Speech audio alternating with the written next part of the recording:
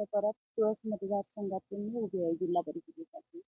महायुतीच्या माध्यमातून आम्ही या ठिकाणी निवडणूक लढवतोय आणि ज्या म्हणजे माझ्या मतदारसंघातील ज्या माझ्या जनतेच्या ज्या वेगवेगळे जे प्रश्न आहेत, त्या महायुतीच्या माध्यमातून त्यांचा कौल आम्हाला मिळाल्यानंतर आम्ही नक्कीच त्यांच्या ज्या ज्या विकासाच्या बाबतीत ज्या त्याच्या समस्या असतील, ते आम्ही पूर्ण करण्याची जबाबदारीनं प्रयत्न करू महायुतीच्या माध्यमातून.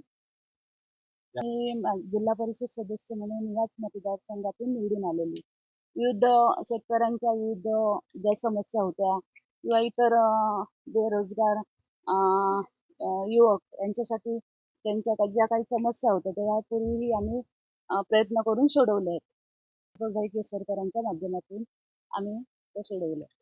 पहिला प्रश्न म्हणजे शेतकऱ्यांच्या ज्या विविध समस्या त्या शेतकऱ्यांच्या माध्यमातून म्हणजे त्यांच्या ज्या समस्या असतील त्या जाणून घेऊन आम्ही त्यांच्या समस्या पूर्ण करण्याची जबाबदारी घेतो. मतदारसंघामध्ये पहिल्यात महत्वाचे म्हणजे रस्ते, परत पाण्याची काही काही म्हणजे लोकांची समस्या आहे. त्याचप्रमाणे कृषी विषयक त्यांच्या ज्या काही समस्या असतील त्या पूर्ण करण्याची जबाबदारी.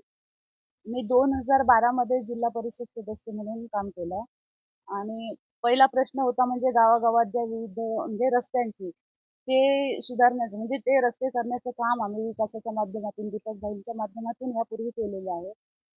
त्याचप्रमाणे विविध म्हणजे शेतीविषयक जे शेतकऱ्यांना कृषी अवजारे जी म्हणा ती प्रत्येक शेतकऱ्यांपर्यंत पोचवण्याचं काम आम्ही त्यावेळी केलंय बारामध्ये.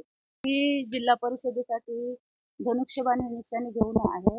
त्याचबरोबर माझ्याबरोबर पंचायत समितीसाठी घारे, मातोंड, पालमधून आणि वज्राटकर तुळस मतदारसंघ पंचायत समितीमधनं तिन्ही उमेदवारांना एकत्र घेऊन आम्ही या ठिकाणी निवडणूक लढवतोय. तर जास्तीत जास्त विकासाच्या दृष्टिकोनानं आम्ही या ठिकाणी जनतेसमोर त्यांचे प्रश्न जाणून घेऊन त्यांच्या समस्या सोडवण्याचा प्रयत्न आम्ही त्यांचा कौल आमच्या बाजूने नक्कीच आहे. आता आपण फिरतोय त्यावेळी आम्हाला या ठिकाणी म्हणजे लोकांचा सहभाग, गावातील ग्रामस्थांचा सहभाग अगदी चांगल्या प्रकारे आम्हाला मिळतोय महायुतीच्या माध्यमातून. तर आम्ही नक्कीच यशस्वी होऊ असा आम्हाला विश्वास आहे महायुतीच्या माध्यमातून.